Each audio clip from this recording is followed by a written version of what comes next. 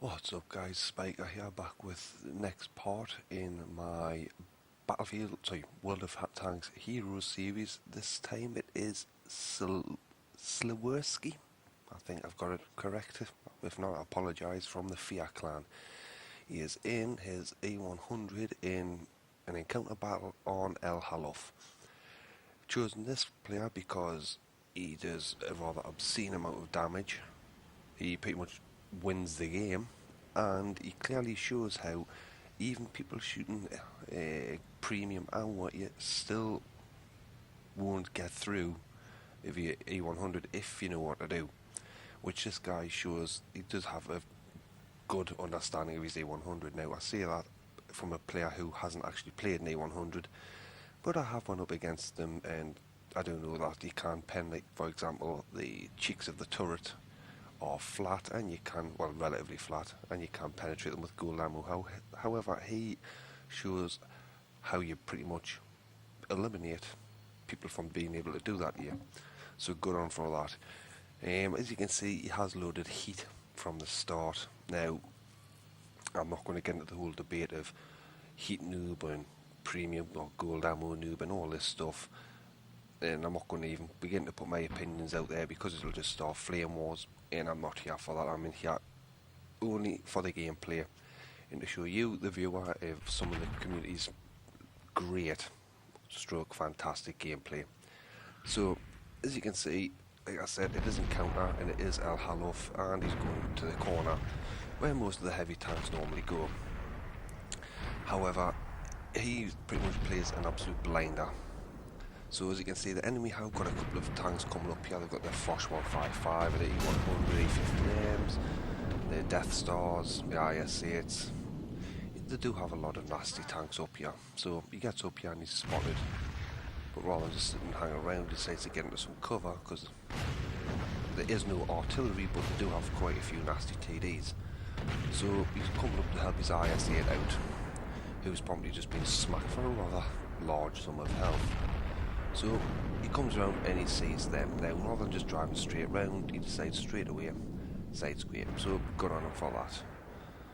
Now you can see him, he backs up, he's hit ammo and he bounces the first one, but an 875 bounces off him. So he's not risking getting shot again. You know, he'll leave his side up, but he's not going to keep his front of his turret exposed. There's no point when he's reloading. So he comes back out, and there's an 875 and a Centurion 7 one side on. So he shoots him, sets him on fire, and then the other E100 decides to waste his shell and shoot him as well, but no problem. Now, look what he's doing.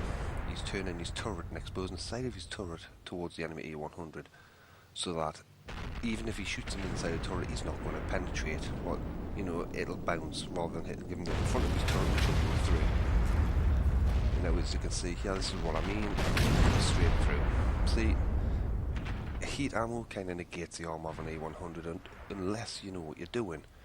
See how he's keeping his front of his cheeks turned, so he's still preventing an angle from all directions of attack from that A100. And if you pay attention to the object 140, he's very angry for some reason. I think it's because he's rushed across down the hill and up the other side and is probably being killed, but never mind. He does it for most of the game. So anyways, he shoots again and he moves around. Now, oh dear, a Foch 155, a Death Star and a Yag Tiger. He could be in a dangerous position, but no.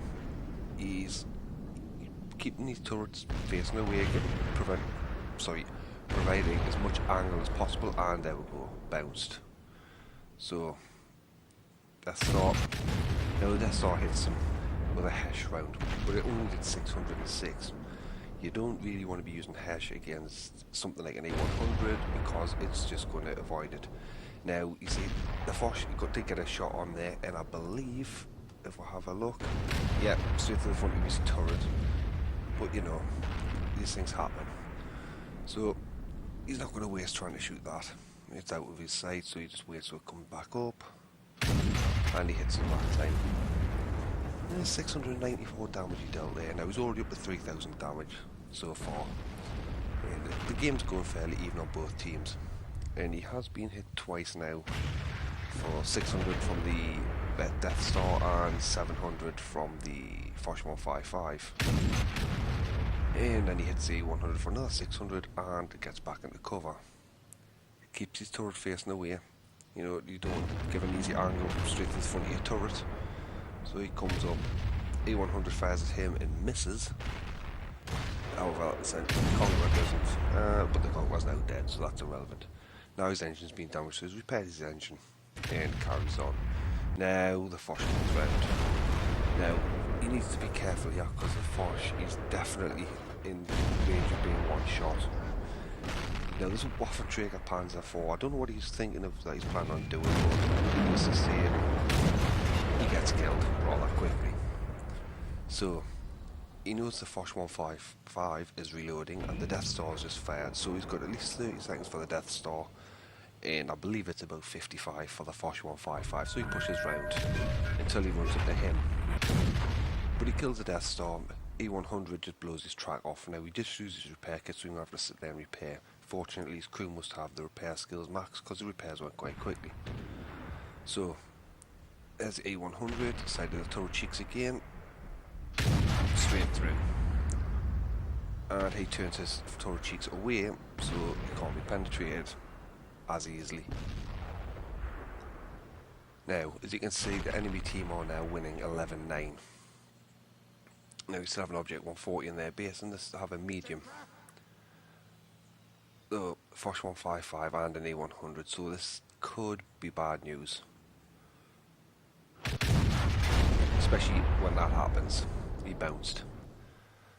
But he's playing it calm, he's not panicking yet, he's staying in cover, and then that happened. Now he's on 163 HP, and that Foch still has 2 shells, or 1 shell I believe, left empty. And there you go, he's just wasted it. So he puts him on the Foch, leaves him on very low health. So far, that's 7,165 damage dealt. Now he has used primarily heat the entire game. I'm not sure what the penetration is on the standard shells, 235 versus 334. So yeah, heat's, you know, it's pretty much going to go through. So anyways, he's now pushing around after those, and there's the Foch, and he bounces him. Now the Foch is coming after him. Now this could be bad, because if the Foch is reloaded, the Foch has got the speed to keep up with him. So he's trying to get back, trying to stay out of cover. And the Foch fires into that target. Big mistake.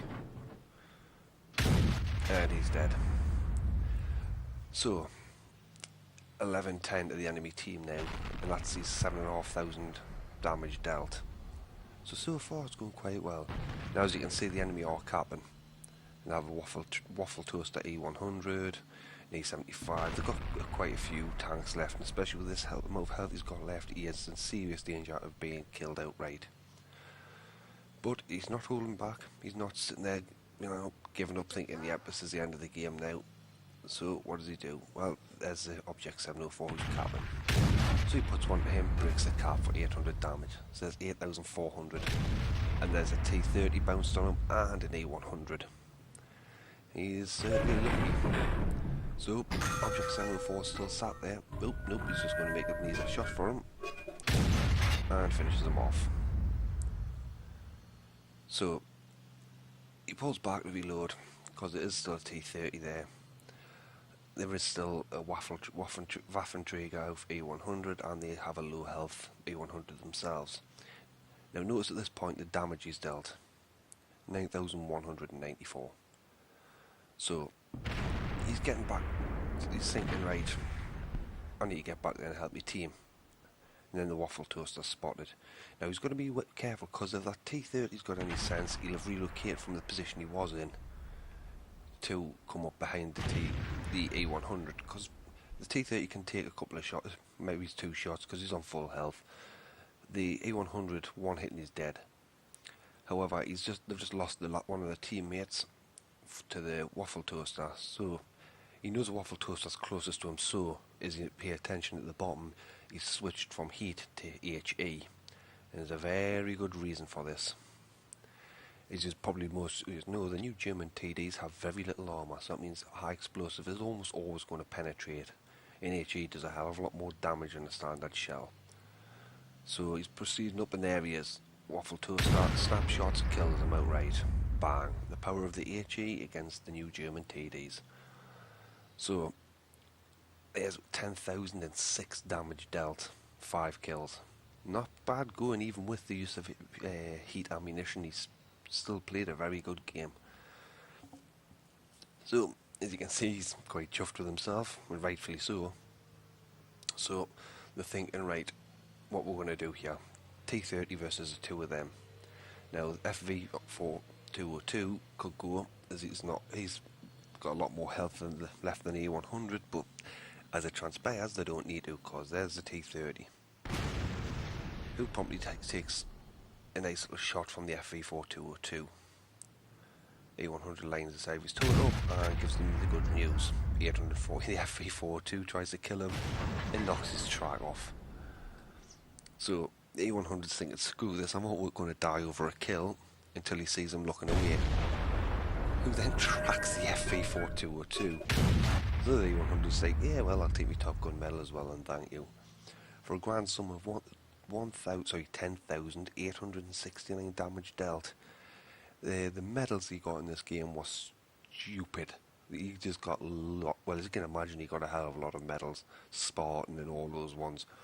But yet again, another outstanding game player. Just goes to show you don't have to be a super unicum or whatever to have a very good game. You know, the worst of players can always have good games. It's just down to luck and basic understanding of the vehicle you're playing. So, as per normal, thank you very much for watching. Feel free to comment, like, subscribe, share, all that good stuff. And stay tuned for the next one. And also, thank you and a congratulations to, I'll get his name right, Slawerski from Fiat Clan. Well done.